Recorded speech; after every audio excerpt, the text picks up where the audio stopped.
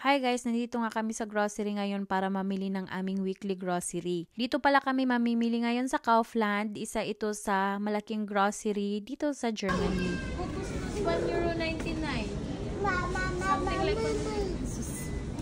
so, it's so small. Nauna nga kami dito sa fruit section, kaya ayan, kumuha na ako nitong orange at saka itong saging. 4 na piraso lang para makain ito lahat at hindi din masayang. Nagutom nga ako kaya bumili na ako nitong sliced fruits. Medyo mahal pala at nagkakahalaga ng €5.99. May nakita din ako ditong nakabalat na pomelo. Ang sarap pa naman tingnan, kaso pagtingin ko nagkakahalagang €2.49. Kaya bumili na lang ako ng isang pomelo at ako na lang ang magbabalat nito sa bahay. Mayroon ding mga fresh herbs dito sa grocery, kaya ayan, bibili daw ito si Patrick nitong peppermint at may paggagamitan daw siya nito. Bago din pala kami pumasok dito sa grocery ay sumaglit pala ako doon sa Lotto store para bumili nitong scratch it. Nagbabaka sakali na baka manalo tayo dito, pero ayan, bokya, nasayang lang yung aking €5. Kukuha na sana ako nitong pipino, buti na lang nakita ako na sira pala, kaya ito na lang maliliit yung kukunin natin. Bibili din ako nitong mais, pre-cook na yan siya tapos naka-vacuum sealed. Kumuha din ako nitong broccoli at isasahog ko ito sa karne ng baka. Every time na nag-grocery kami, natatagalan talaga ako dahil syempre ibang-iba yung kanilang grocery dito at ibang-iba din yung mga pagkain na itinitinda nila dito. Isa talaga ito sa mga bagay na kailangan mong i-adjust kapag maninirahan ka dito sa Germany. So katulad nito, napaka-importante nito dito yung kanilang noodle section dahil isa sa food consumption ng mga German is yung mga noodles talaga. Like usually, kumakain sila ng noodles every day. Yung noodles na bibilhin namin is yung own brand name ng grocery para makatipid kami at medyo hindi ito mahal kesa sa may mga brand na mga noodles. Habang naman naghahanap si German husband dyan ng mga noodles, ako naman dito naman ako sa mga rice section. So dito sa Germany, ganito lang yung kanilang mga itinitinda ng mga rice. Tag-1 kilo lang yan sila. Usually, jasmine rice at saka basmati. Meron ding mga milk rice, hindi ko alam kung ano yung texture, hindi ko pa yan siya na-try. Meron din silang itinitinda ditong couscous, parang alternative ito sa rice. At meron din pala silang tinatawag nito na express rice. So, iinitin mo lang daw yan siya sa microwave oven for 2 minutes, tapos pwede mo na yan kainin.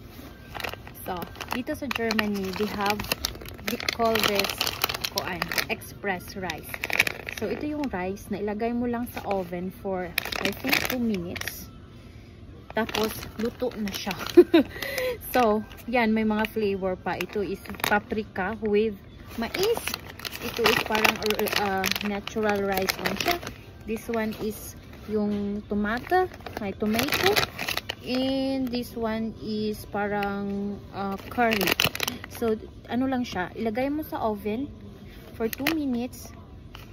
3 minutes. Lagay mo siya sa oven for 3 minutes. Yan na, luto na siya. Hindi pa ako na-try nito, and ito yung niluluto ni asawa noon kapag gusto siyang kumain ng rice. And I'm sure, nakatry na ako nito one time and hindi siya masarap. 65 watt in 2 minutes. Pwede din pala 2 minutes. So, ganyan ang pagluluto nila ng rice dito. Mabilis ang pagluto ng rice.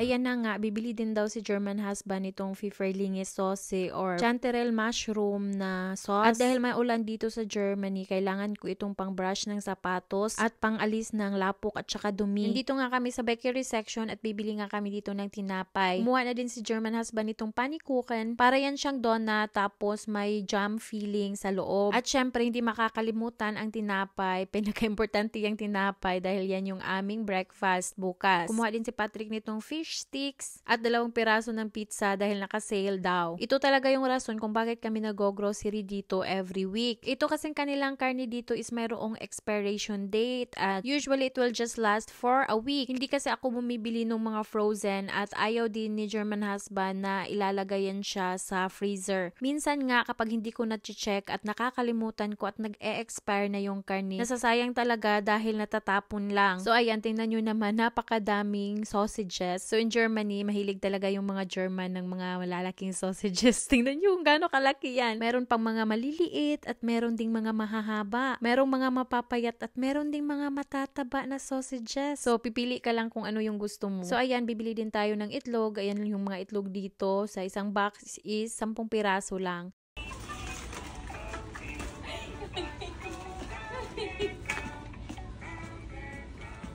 Ethan's toothpaste, my toothpaste, Ethan's toothbrush, my toothpaste, Dick understick, chak. For me, Ethan and Ethan. Think so you will like this? Maybe. Dito pala sa mga groceries sa Germany, mahilig silang nag-iipon ng mga points. Katulad niyan, kapag may enough points ka na, pwede kang makabili ng 6-piece set nitong Tefal brand na mga pots from 299 euros, so 59 euro na lang. Yan naman si Ethan, kapag nag-grocery kami, minsan nagtatatakbo, minsan nagsi-cellphone lang din. Ngayon, habang nag-grocery kami, dyan lang yan siya nakaupo sa cart. So after going to the cashier, ito na yung halaga ng aming napamili ngayong araw. Medyo hindi karamihan, pero 112 euro na. Yun nga, sobrang mahal na talaga ng mga bilihin ngayon. Habang inilalagay ni German husband sa sasakyan yung aming mga pinamili, kami naman ni Ethan, kumakain kami dyan nung frutas na binili ko doon sa grocery. Kaso, sobrang lamig talaga sa labas. 7 degree ngayong araw, pero grabe, sobrang lamig talaga. Sobrang mahangin kasi at yun yung nagpapalamig. Hindi na nga namin naubos yan ni Ethan sa labas at doon na namin inubos sa loob ng sasakyan dahil hindi talaga kaya yung sobrang lamig sa labas. So, ayan yung aming mga napamili. Yung iba dyan na sa sasakyan, wala pala kaming box na nadala ngayon at wala kaming lalagyan yan. Hanggang dito na lang muna. Maraming salamat sa panonood and see us again in our next vlog. Bye!